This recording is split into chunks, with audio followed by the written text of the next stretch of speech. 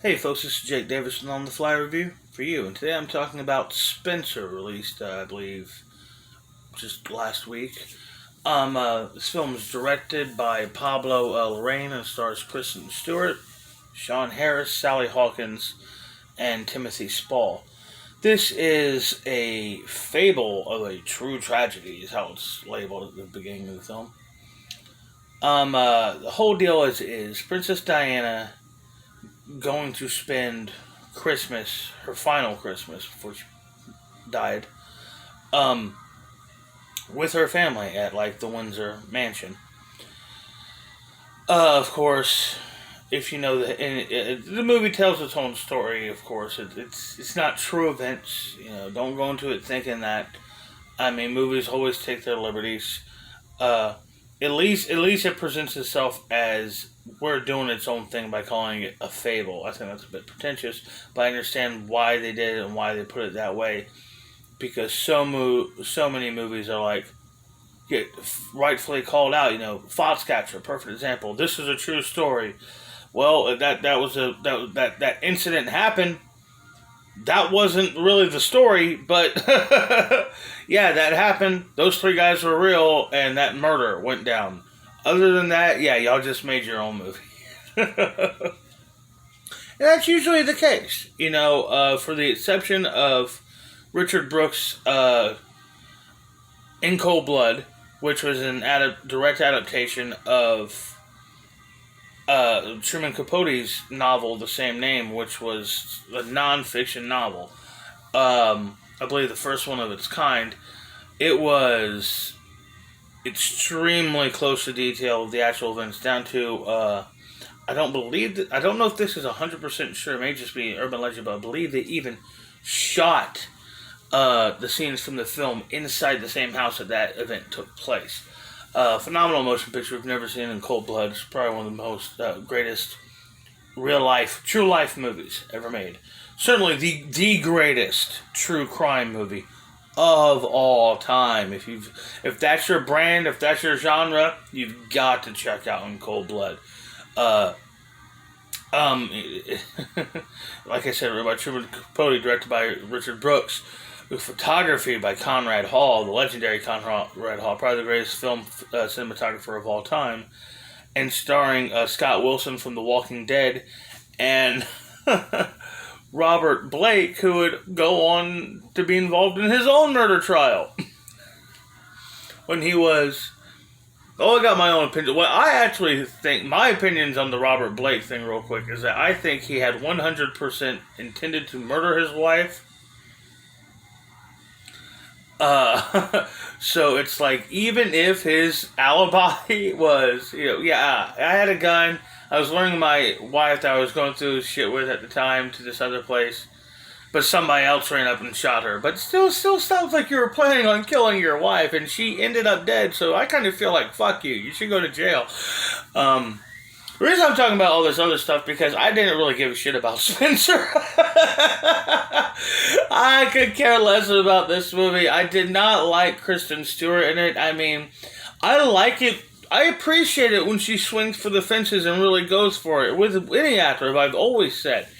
But I enjoyed her performance in Charlie's Angels more than this. And that's true. I thought she was boring in this.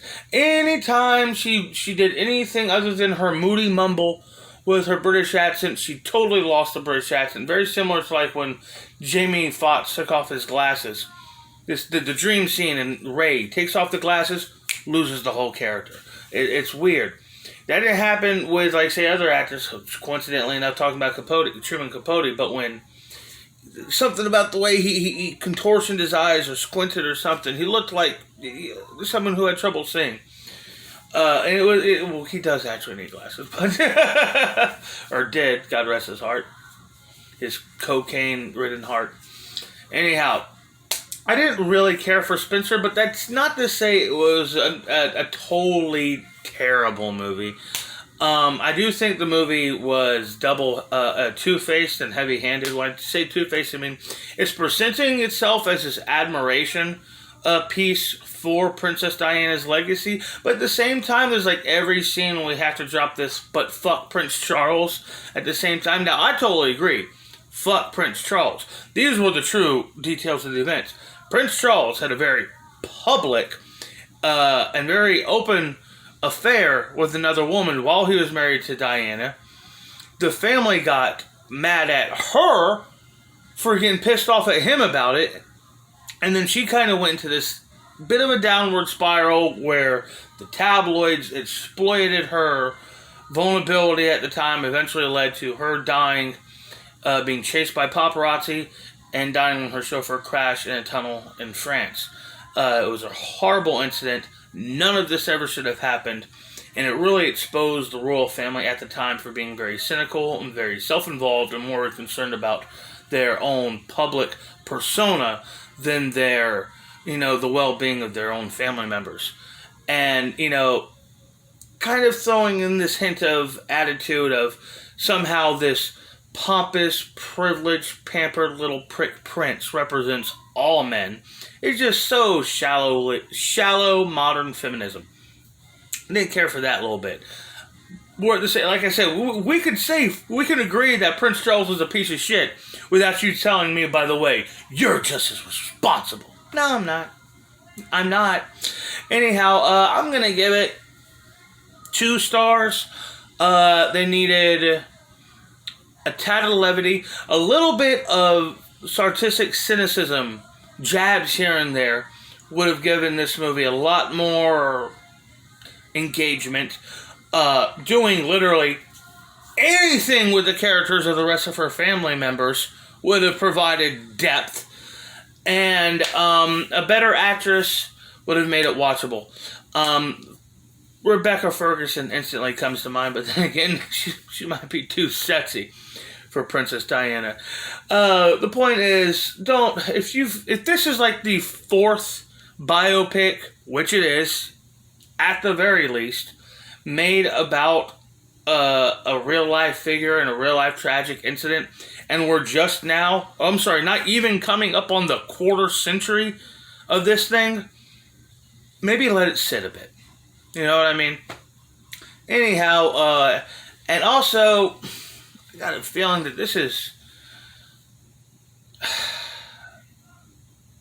this might really upset her kids if they see this movie.